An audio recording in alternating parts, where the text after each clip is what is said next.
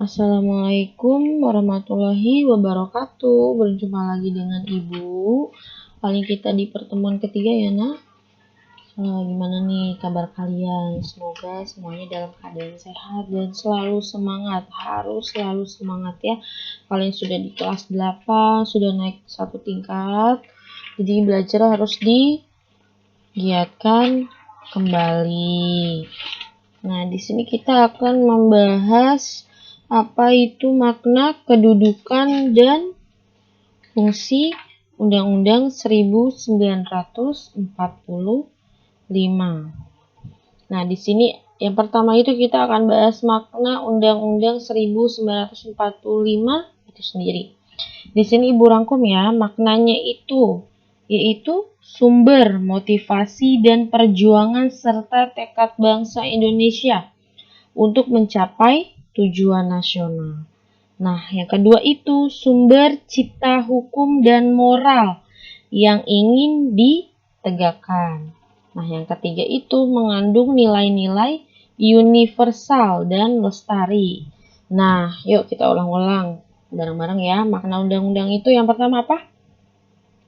Sumber motivasi dan perjuangan serta tekad bangsa. Nah, yang kedua itu adalah sumber cipta hukum dan moral. Dan yang ketiga itu nilai-nilai universal dan lestari. Nah, di sini ada makna undang-undang dalam setiap alinea. Kalau tadi kan makna undang-undang itu sendiri. Nah, di sini ada makna undang-undang dalam setiap alinea. Alinea dalam pembukaan undang-undang itu yang biasa kalian bacakan setiap hari Senin, itu terdiri dari 4 alinea. Nah, yang pertama itu alinea pertama mengungkapkan pernyataan subjektif, yaitu aspirasi bangsa Indonesia untuk membebaskan diri dari penjajah. Nah, yang kedua, mengungkapkan cita-cita nasional bangsa Indonesia, yaitu negara Indonesia yang berdaulat, adil, dan makmur. Nah, yang ketiga itu membuat motivasi spiritual yang luhur dan merupakan pengukuhan atas proklamasi kemerdekaan. Kemudian yang keempat itu menegaskan tujuan dan prinsip dasar untuk mencapai tujuan nasional. Ibu ulang ya, bareng-bareng yuk sama Ibu. Nah, yang pertama itu adalah pernyataan subjektif. Yang kedua, cita-cita nasional bangsa Indonesia. Yang ketiga itu motivasi spiritual yang luhur. Dan yang terakhir itu menegaskan tujuan dan prinsip dasar. Ya, jelas ya. Di sini Ibu ringkas agar kalian mudah mengingat. Nah, di sini ada kedudukan undang-undang. Kalau tadi kan makna. Ya, sekarang kedudukannya. Nah, kedudukan undang-undang itu adalah sebagai berikut. Hierarki peraturan perundang-undangan Indonesia. Hierarki itu urutan perundang-undangan. Nah, yang pertama itu urutannya adalah Undang-Undang Dasar 1945. Yang kedua itu ada undang-undang atau peraturan pemerintah pengganti undang-undang. Nah, ini nomor 1 dan 2 itu berbeda ya. Kalau 1 itu ada tahunnya, nah, sedangkan ini undang-undang saja. Nah, yang ketiga itu peraturan pemerintah.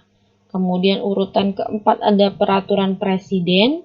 Kelima, peraturan daerah. Nah, di sini Ibu ringkas ya. Jadi, sebagai hukum dasar, undang-undang ini adalah sumber hukum tertinggi dari keseluruhan produk hukum di Indonesia. Jadi, paling pertama ini adalah Undang-Undang 1945, kedudukan yang paling tinggi. Nah, di sini ada fungsi undang-undang. Nah, di sini coba kalian lihat bukunya.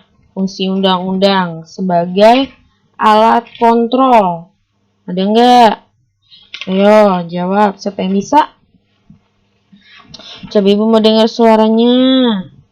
Mana nih? Fungsi undang-undang apa sih? Mana? Kan anak-anak Ibu anak-anak yang pintar. Yuk, alat kontrol. Coba sebutin, nanti dapat nilai plus deh dari Ibu. Nah, Ibu sebutin ya. Alat kontrol itu, ayo. Alat kontrol itu adalah, coba dibuka halaman 49. Di situ ada nomor 1, 2, dan 3. Jadi kalian baca ya. Nah, alat kontrol itu menjadi papan uji bagi peraturan perundang-undangan di bawahnya. Jadi, undang-undang ini adalah alat kontrol bagi undang-undang lain. Nah, yang kedua itu pengatur. Pengatur ini karena dia undang-undang berarti dia adalah aturan. Jadi, undang-undang itu sebenarnya di dalamnya itu adalah aturan untuk sebuah negara. Nah, yang ketiga itu penentu hak dan kewajiban warga negara. Nah, di sini ada nomor 3. Bisa kalian baca ya. Nah, selanjutnya ada sifat Undang-Undang Dasar 1945. Nah, di sini sifatnya itu yang pertama adalah tertulis. Nah, tertulis ini adalah hukum yang mengikat bagi setiap warga negara. Nah, yang kedua itu bersifat singkat dan supel, yaitu aturan pokok yang bersifat umum sehingga perlu dijabarkan lebih lanjut dalam peraturan perundang-undangan lainnya. Kemudian yang ketiga itu adalah memuat norma-norma. Norma itu kalau di kelas 7 kalian masih ingat itu adalah aturan atau pedoman.